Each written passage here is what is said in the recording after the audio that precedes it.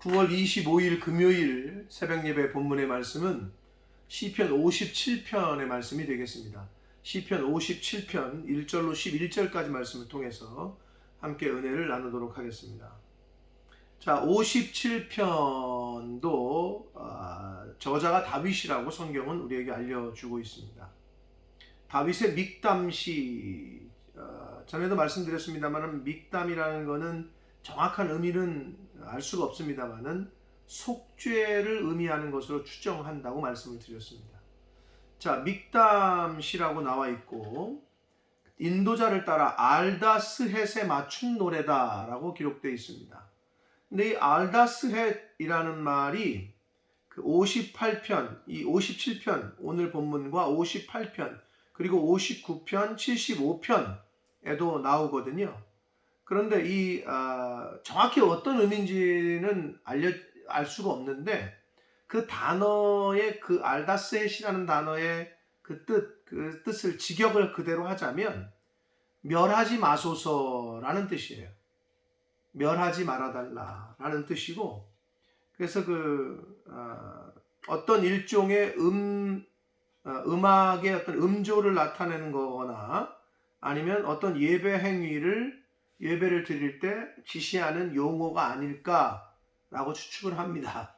알다셋이. 그러나 그 말의 직역의 의미는 멸하지 말아달라라는 뜻이 되겠습니다.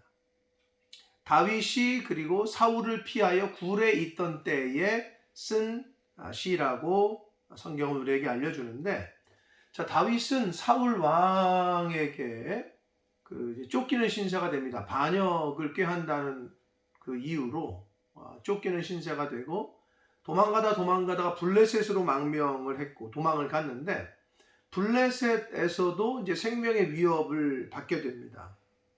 그래서 거기서 생명의 위협을 느낀 다윗이 그곳을 탈출하게 되고 그 이후에 아둘람이라는 동굴과 엔게디의 동굴에서 숨어 지내던 때가 있었어요. 그게 이제 사무엘상 22장, 24장의 내용인 나와 있는데, 그렇게 그 동굴에서 숨어서 피신해서 있을 때 쓴 시가 57편이다라고 보시면 됩니다. 자, 그래서 이 내용상은 비탄시로 탄식하며 하나님 앞에 호소하는 그러한 내용인데, 자기 어떤 신세를 한탄하면서 하는 것으로 끝나는 게 아니고, 여기서 다윗은 자신의 상황과 자신의 어려움을 하나님 앞에 탄식으로 호소하면서도 그런 상황 가운데서 자신을 구원해 주실 줄 믿는 믿음과 확신을 가지고, 상황은 변하지 않았으나 아직은 여전히 어려운 상황, 여전히 목숨의 위협을 받는 상황, 여전히 도망자의 신세인 환경, 상황 속에 있지만 하나님이 구원해 주실 것이라는 믿음을 가지고 하나님에게 찬양과 감사를 올려드리는 내용이 나옵니다. 그래서 비탄시이면서 찬양시의 성격도 띠고 있다 라고 말씀드릴 수 있겠습니다. 자, 한 절씩 보면서 은혜를 나누도록 하겠습니다. 하나님이여 내게 은혜를 베푸소서, 내게 은혜를 베푸소서 라고 1절에 시작합니다.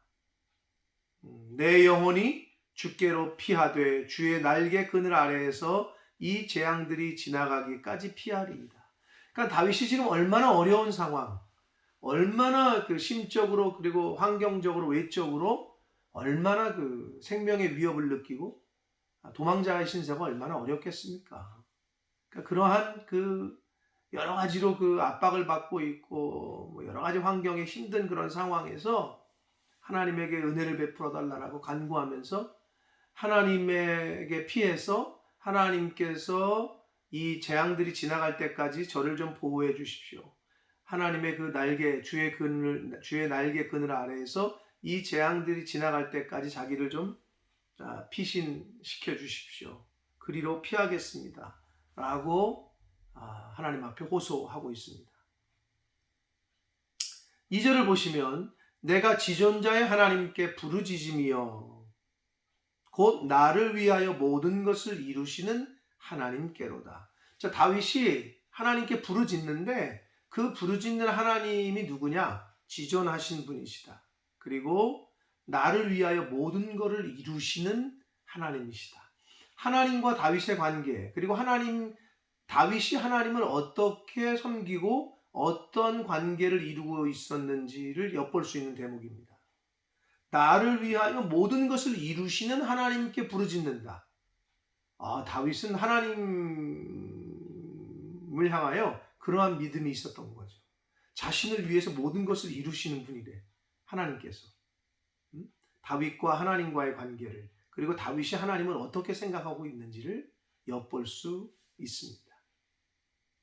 자, 3절부터 6절까지에서는 그러한 지금 자신이 처한 환경, 위기에 처한 자신의 영혼을 하나님 앞에 이제 자신을 구원해 달라고 그렇게 호소를 하면서 3절부터 6절까지에서는 하나님께서 자신의 호소를 들으시고 기도를 들으시고 하나님의 인자와 진리를 통해서 자신을 구원하실, 자신을 그 위기 가운데서 건져내실 줄 믿는 소망과 그 소망에 대한 확신을 노래하고 있습니다. 3절을 보시면 그가 하늘에서 보내사, 그 하나님께서 하늘에서 보내신데 뭘 보내느냐? 나를 삼키려는 자의 비방에서 나를 구원하시는데 하나님이 그의 인자와 진리를 보내시리로다. 하나님께서 하나님의 인자와 진리를 보내주셔서 자기를 삼키려 하는 자의 비방에서 자신을 건져주신다는 거예요.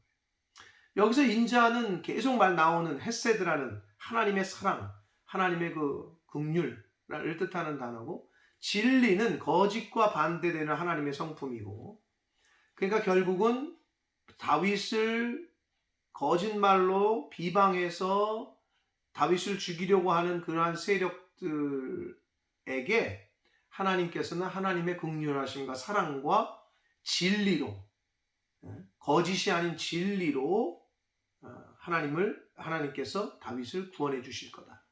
그래서 하나님의 인자와 진리를 보내신다는 의미는 하나님께서 하나님의 인자와 진리로 자신을 그런 거짓과 비방과 대적들로부터 건져내신다라는 그런 확신, 소망을 노래하고 있습니다. 4절을 보시면 내 영혼이 사자들 가운데에서 살며 내가 불사르는 자들 중에 누웠으니 곧 사람의 아들들 중에라. 자, 사자들, 불사르는 자들, 사람의 아들들, 이 세 가지로 표현을 했는데 다 같은 의미예요. 뭐냐? 결국은 누구를 상징하느냐? 다윗을 죽이려고 하는 대적자들을 말해요. 다윗을 비방하고 다윗을 모함해서, 거짓으로 모함해서 죽이려고 하는 사람들, 사자들로 비유를 했고, 불사르는 자들로 비유를 했고, 그리고 그 사람들은 사람의 아들들이라고 표현을 했어요. 결국은 사람의 아들들이라는 의미는 하나님에게 대적할, 하나님의 능력을 이길 수 없는, 즉 하나님의 자녀요, 하나님이 다윗을 보호하시는 이상 사람의 아들들은 자신을 아무리 대적하고 자신을 모함하고 속이고 죽이려고 해도 죽이지 못한다는 그러한 의미를 갖고 있고, 사람의 아들들, 즉 유한하고 연약한 인간들이라는 거예요. 비록 자기를 지금 죽이려고 하는, 그리고 거짓으로 모함해서 자기를 죽이려고 하는 대적자들인데 그들은 결국 하나님에게 상대가 안 된다는 거지. 하나님의 상대가 되지 않는 유한하고 연약한 사람들일 뿐이다 라고 이야기를 합니다. 그런데 그들의 이는, 그 대적하는 사람들의 이는 창과 화살이요 그들의 혀는 날카로운 칼 같도다. 다윗을 거짓으로 모함하고 비방하고 또 실제로 사람을 보내서 죽이려고 하고, 이러한 자신의 처한 상황을 그들의 이가 창과 화살이고 혀는 날카로운 칼 같다라고 비유를 해서 자신이 처한 환경을 그렇게 표현하고 있습니다. 5절을 봅니다. 하나님이여 주는 하늘 위에 높이 들리시며 주의 영광이 온 세계 위에 높아지기를 원하나이다. 이 찬양의 그 가사로 쓰인 구절이기도 합니다. 그리고 5절은 11절 마지막에서 한 번 더 언급을 하면서 중복해서 사용을 하면서 끝내는데 결국 자신을 구원하실 하나님을 찬양하고 있어요. 하나님이여 주는 하늘 위에 높이 들리시며 주의 영광이 온 세계 위에 높아지기를 원합니다. 근데 이런 찬양을 하나님께 올려드리는 다윗이 지금 처한 환경이 어떻다고요? 자기를 죽이려고 하는 대적자들을 피해서 동굴에 숨어 있어. 그 어두컴컴하고 스산한 그 동굴에서 자신의 신세를 한탄하는 게 아니고 막 울며 불며 잘 살려달라고 하나님 앞에 그러는 것이 아니고 떼쓰는 게 아니고 하나님의 이름을 찬양하고 있어요. 자신을 구원하실 줄 믿고 하나님을 찬양하고 있어요. 대단한 이게 다윗이 이 위대한 점입니다. 구원을 받고 역전이 되고 상황이 다 정리된 상태에서 드리는 찬양이 아니라는 거예요. 아주 어찌 보면 밑바닥에 지금 하나님이 나를 버리신 것이 아닌가? 왜 나를 이런 상황에 있게 하시지? 라고 생각할 만한 상황에 있는 상태임에도 다윗은 하나님께 찬양으로 영광을 올려드리고 있습니다. 6절을 봅니다. 그들이 내 걸음을 막으려고 그물을 준비하였으니 내 영혼이 억울하도다. 그들이 내 앞에 웅덩이를 팠으나 자기들이 그 중에 빠졌도다. 그물과 웅덩이는 다윗을 죽이려고 하는 사람들의 어떤 준비한 함정 이런 걸 말하잖아요. 오늘날에도 하나님의 사람들이 하나님의 자녀들이 하나님이 기뻐하시고 원하시는 삶을 살고 그 길을 갈 때에 마귀 사탄은 그리고 세상은 우리에게 그물을 준비하고 웅덩이를 준비합니다. 언제 걸리나 보자. 언제 빠지나 보자. 그것이 세상이요. 그것이 마귀 사탄입니다. 우리는 그 그물과 웅덩이를 잘 피해가야 되고 하나님의 인도하심을 따라 잘 피해가야 되고 극복해야 합니다. 오늘날에도 그렇게 그물을 준비하고 웅덩이를 파는데 결국에는 다윗이 지금 얘기하고 있는 대로 자기들이 그 중에 빠졌다. 자승자박 자기들이 준비한 곳에 웅덩이에 자기들이 빠지는 거예요. 결국에는 그들은 실패하고 하나님의 사람들은 신앙과 믿음을 지키려고 했던 사람들은 승리합니다. 그것을 보여주고 있습니다. 7절을 봅니다. 하나님이여 내 마음이 확정되었고 내 마음이 확정되었사오니 내가 노래하고 내가 찬송하리이다. 확정되고 그 찬양이 있잖아요. 확정되었사오니 마음에 눈들어 주를 바라본 이 찬양의 가사가 된 본문이기도 한데 자신의 마음이 확정되었대요. 근데 여기서 확정되었다라고 한글 개혁성경 개혁 개정판이 번역을 했는데 나쁜 번역은 아닌데 원문에 가깝게 더 직역을 하자면 의미에 가깝게 다른 말로 하자면 내 마음이 고정되었으니 라는 뜻이에요. 즉 하나님에게 고정되었다는 거예요. 하나님만 바라보고 하나님에게 고정됐다는 거예요. 자신의 눈을 지금 하나님에게 고정시켰다는 거예요. 주변의 대적들을 바라보는 게 아니라 지금 자신이 처한 환경을 바라보는 게 아니라 자신의 마음은 하나님을 향해서 고정했다는 거예요. 그래서 하나님을 찬양하고 노래한다라고 고백합니다. 이것이 우리가 인생 가운데 만나는 어려움과 위기와 또 그물과 웅덩이에 빠지지 않고 걸려 넘어지지 않고 승리할 수 있는 비결이에요. 주변의 상황과 환경을 바라보면 낙심되죠. 그러나 하나님을 바라보고 내 눈을 하나님에게 고정시키면 언제 그런다는 듯 그 상황을 이겨내고 극복할 수가 있게 됩니다. 그리고 지나가요. 뭐가 똑같으냐? 예수님께서 베드로에게 바다 위로 걸어오시다가 베드로가 보고 주여 당신이 오거든 주님이시거든 나를 오라 명하소서. 오라 그러잖아요. 그럼 예수님만 바라보고 갔으면 되는데 그 성경에 보면 베드로가 빠지죠. 왜? 갑자기 바람 불고 폭풍우 파도 넘칠거리는 걸 보고 파도를 보고 주변 환경을 바라보니 빠졌단 말이에요.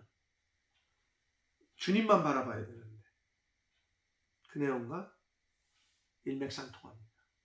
하나님에게 자신의 눈을 고정하고 자신의 마음을 하나님에게 고정시켰다는 거예요. 그리고 하나님을 찬양합니다. 자, 8절에 내 영광아 깰지어다 비파야 수금아 깰지어다 내가 새벽을 깨우리로다 이렇게 말씀하고 있는데 다윗이 지금 내 영광아 깰지어다라고 이 표현한 영광이라고 개역 개정판에서는 번역을 했는데 이 영광이라는 그 히브리어 그 원문은 이 카보드라는 단어인데 이 단어는 영광이라고도 번역을 할 수가 있습니다만은 내 영광아 이건 좀 앞뒤가 좀 문맥상 안 맞잖아요. 이 카보드라는 말은 심령이라는 단어로도 한국말로도 번역할 수가 있어요. 심령, 내 영혼의 상태. 그럼 그게 더 본문의 앞뒤 문맥과 매끄럽습니다. 내 심령아, 내 영아 깰지어다 라고 다윗은 자신의 심령에 자신에게 명하고 있어요. 그러면서 비파야 수금아 깰지어다. 비파와 수금은 일종의 하프와 같은 악기인데 이때의 그 다윗 시대 그리고 그 이전에도 하나님에게 찬양을 드릴 때 사용하던 악기였어요. 예배 때 사용하던 악기. 자, 그거를 이제 그 어떻게 보면 그 악기들을 향해서 명령하는 거죠. 의인화시켜서. 그러니까 비파와 수금으로 하나님께 찬양을 드린다는 거예요. 그리고 내가 새벽을 깨운다라는 얘기는 새벽이 온다는 얘기는 어둠이 물려가는 거죠. 결국은 자신의 그 영혼의 암울하고 고통스러운 상황에서 이제 자신을 지켜서 새벽이 올 때까지 자신을 잘 지키고 보호하겠다. 하나님에게 고정된 자신의 믿음과 그 시선을 지켜서 어두움의 시간이 지나가고 새벽이 올 때까지 그런 믿음을 지키겠다라는 의미가 담겨져 있습니다. 자, 9절을 보시면 주여 내가 만민 중에서 주께 감사하오며 문 나라 중에서 주를 찬송하리이다. 다시 말씀드려요. 여기서 지금 감사하겠다, 찬송하겠다 나오는데 다윗은 지금 자신이 처한 상황에서 벗어난 상태가 아니에요. 이미 과거의 이야기를 하는 게 아니야. 현재야. 오늘 제목에 있는 대로 사울을 피해서 굴에 있을 때야. 동굴에 숨어 있을 때. 어둡고 음침하고 스산한 그곳에서 오히려 찬양과 감사를 드리고 있는 다윗. 상상해보면 어찌 보면 미친 사람 아닐까 싶을 정도로 울며 불며 그래도 현찬을 판에 찬양과 감사를 올려드리고 있습니다. 이게 다윗의 위대함입니다. 이게 다윗의 신앙이고 믿음입니다. 이 부분이 하나님께서 밧세바를 범하고 아주 나쁜 죄를 범한 다윗이지만 철저하게 회개하고 이러한 신앙을 보셔서 하나님께서는 다윗을 성군으로 세우시게 된 겁니다. 자, 10절을 보면 무릇 주의 인자는 커서 하늘에 미치고 주의 진리는 궁창에 이르리이다. 자, 인자와 진리를 보내신다 그랬잖아요. 자신에게. 즉 인자와 진리로 자신을 건져내시고 위기에서 보호하시고 건져내신다고 앞에 그 3절에서 얘기하겠는데 여기서 그 하나님의 은혜, 사랑, 긍휼이 하늘에 비치고 그 하나님의 진리가 궁창에 이른다. 결국 하나님의 인자와 진리가 자신을 보호하고 자신을 건져내실 것에 대해서 그 인자가 너무 크고 진리가 하나님의 은혜가 너무 크다는 것을 찬양하고 있습니다. 그러면서 11절, 5절에 드렸던 찬양을 다시 한번 언급하면서 반복하면서 하나님이여 주는 하늘 위에 높이 들리시며 주의 영광이 온 세계 위에 높아지기를 원하나이다 라면서 하나님을 찬양하면서 끝맺고 있습니다. 사랑하는 성도 여러분, 57편은 언제 쓴 거라고요? 사울을 피해서 동굴에 숨어 있을 때, 여전히 생명의 위협을 받고 여전히 주변 환경은 변한 게 없고 여전히 도망자의 신세고 너무 어려운 상황에 있을 때에 하나님께서 자신을 구해 주실 것이라는 믿음과 소망, 그 확신을 가지고 하나님께 감사와 찬양의 노래를 부르고 있는 내용이 57편의 말씀입니다. 바라기는 저와 여러분의 살아가는 인생 가운데 다윗이 만났던 어려움과 같은 어려움, 위기 또는 모함, 거짓으로 인한 어떤 오해, 억울함 이런 거를 당할 수 있습니다. 그런 환경에 우리가 처할 수 있습니다. 그럴 때 여러분 하나님 앞에 호소하시고 하나님의 눈을 들어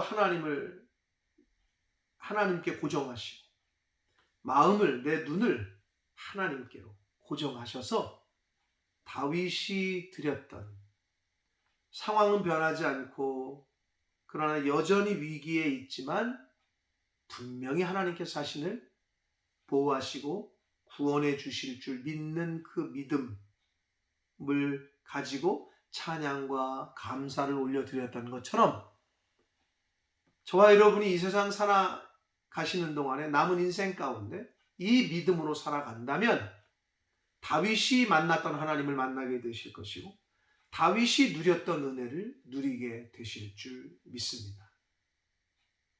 남은 인생 그리고 오늘 하루 새날 주셨는데 그리고 하나님이 생명 주시는 그날까지 이 다윗의 믿음과 신앙을 내 것으로 만들어서 그렇게 그 믿음으로 그 신앙으로 살아가는 저와 여러분이 되시기를 예수 그리스도 이름으로 축복합니다. 기도하겠습니다. 살아계신 하나님 아버지 감사합니다. 새로운 한 날 주시고 또 생명을 연장시켜 주시고 하나님의 말씀을 전하고 듣게 해 주셔서 아버지 감사합니다. 오늘 시편의 말씀을 통해 다윗의 믿음과 신앙을 다시 한번 또 교훈받게 하시니 아버지 감사합니다. 아버지 자신의 상황이 변한 것 없는데도 여전히 어렵고 여전히 목숨의 위협을 받고 있는 상황에서도 하나님이 자신을 보호하시고 구원해 주실 것이라는 믿는 그 믿음과 소망 가운데 그 힘든 가운데 오히려 하나님께 감사와 찬양을 올려드리는 다윗의 이 믿음과 신앙 아버지 이 믿음과 신앙을 저희들도 소유할 수 있도록 하나님 은혜 내려 주옵소서. 그리하여 다윗이 경험했던 하나님을 다윗이 받았던 그 은혜를 저희들도 경험하고 저희들도 받는 복된 인생을 살아가는 하나님의 자녀된 한 사람 한 사람 저희 모두가 되어지도록 주여 은혜 내려 주옵소서. 예수 그리스도 이름으로 축복하며 기도 올리옵나이다. 아멘.